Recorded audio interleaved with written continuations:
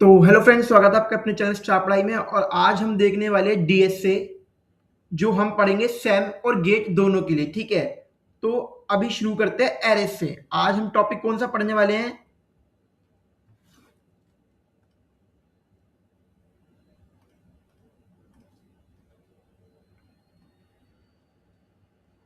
Arrays. तो सबसे पहले कभी भी आप डेटा स्ट्रक्चर पढ़ोगे ना, तो आपको सबसे पहले आपने नोटिस किया होगा, आपने कहीं भी पढ़ा होगा, तो आपको सबसे पहले एरे सिखाते हैं। क्यों?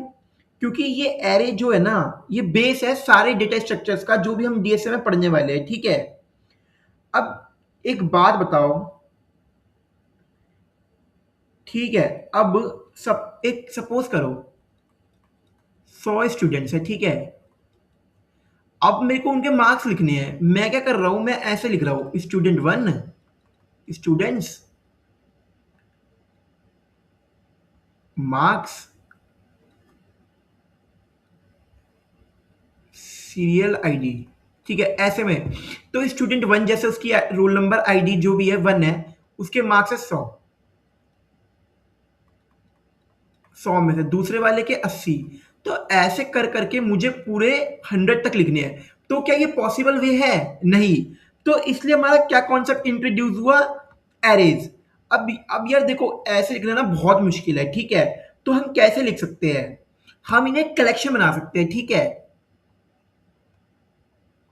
अब ऐसे तो मैं लिखूंगा नहीं। Arrays are a collection of,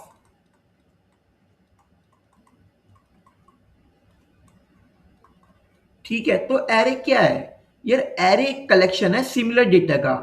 अब होता क्या है कि, ठीक है, इन्हें स्टोर कैसे करते हैं वो सब देखेंगे। एरेज है, जैसे हमारा हमने यहाँ पे स्टूडेंट्स लिखा, स्टूडेंट्स एरे। ठीक है, इसे हम क्या बोलेंगे? Students array. और यहाँ पे 10, 20, 30, 40, 100। ठीक है, ये हमने मार्क्स स्टोर कर लिए। क्या स्टोर कर लिए? मार्क्स। और अब आप सोचोगे यार ये हमने मार्क्स तो स्टोर कर लिए, लेकिन ये हमें अब हम देखेंगे कैसे कि स्टूडेंट वन के मार्क्स कौन से, स्टूडेंट टू के मार्क्स कौन से है, इन्हें एक्सेस कैसे करेंगे? ठीक है, सबसे पहले तो हमने ये देखा कि ये क्या होते हैं। ये होती है सिमिलर डेटा। अब मैं ये नहीं यहाँ पे हर्षित लिख दूं, हर्ष लिख दूं, राहुल लिख दूं, नहीं। सिमिलर डेटा यहाँ पे ये क्या है? ये नंबर्स है जिन्हें हम डीएसए में बोलते हैं इंटीजर फॉर्म। ठीक है, ये इंटीजर्स है। ठीक है, ये नहीं है मैंने यहाँ पे स्ट्रिंग कर दिया, करेक्टर कर दिया, नहीं। ठीक है, तो अब एक्सेस करने में प्रॉब्लम आती है। अब यहां पे हम एक्सेस कैसे करेंगे? अब हम यहां पे लिखेंगे स्टूडेंट्स जीरो। ये क्या प्रिंट करके देगा? हमें 10। इसका मतलब इस जो इंडेक्सिंग है ना एरे में, वो कहां से शुरू होती है ये याद रखना। Indexing in array starts from zero always. ठीक है, ये बहुत ही मैंने मेन पॉइंट बताया। क्या? कि इंडेक्सिंग जो शुरू होगी एरे में वो होगी हमेशा जीरो से। ठीक है, वन से मत करना।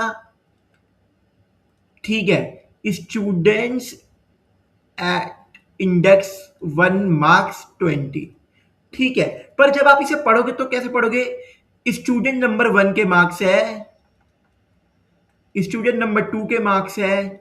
लेकिन जब हम इन्हें लिखेंगे, जैसे आपके पास आया कि इस एरे स्टूडेंट्स में, ये क्या है? एरे स्टूडेंट्स में मेरे को चौथे नंबर वाले स्टूडेंट का मार्क्स चाहिए। तो कैसे निकालोगे? आप लिखोगे स्टूडेंट्स थ्री और यहां से काउंट करोगे 1 2 3 4। तो ये कितने हो जाएंगे? 40 जीरो 1 2 3। तो इसे काउंट करो 1 2 3 4।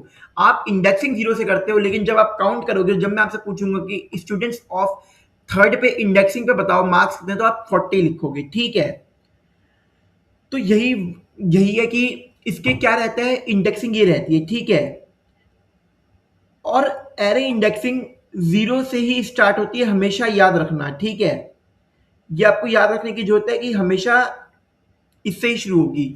और एक बात और बता देता हूं, इसमें क्या होता है? एरेज में हम क्या करते थे? Size define.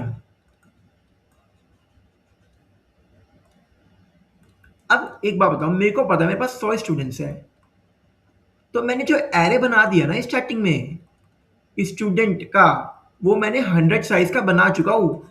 अब मैं इसे एक्सटेंड ही नहीं कर सकता। ये नहीं कह सकता कि यार एक्सटेंड हो जाना, ये अब एक्सटेंड ही नहीं होगा, क्योंकि मैंने पहले ही डिक्लेयर कर दिया है ना, ठीक है, कि 100 का है तो 100 का रहेगा। तो एरे की अभी हमने क्या पढ़ा, 0 से स्टार्ट होता है,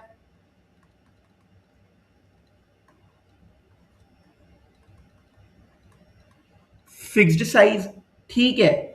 तो अब अगला कॉन्सेप्ट हम इसका पढ़ेंगे कि आगे अभी हमने सिर्फ समझा है, ठीक है। तो एक क्वेश्चन दूंगा आपको, कमेंट में इसका आंसर बता देना यार। हमारे पास एरे है टीचर्स इनकम, ठीक है, जो हमारी है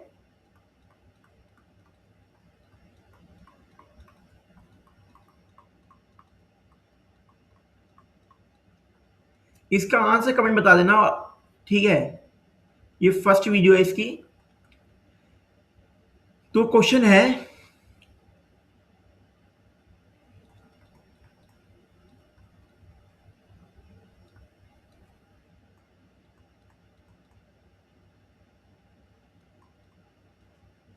ठीक है, तो इसका आंसर कमेंट कर देना दोस्तों। और चैनल वीडियो बढ़िया लगी हो तो चैनल सब्सक्राइब करें, लाइक करें, शेयर करना ना भूलें। Thank you.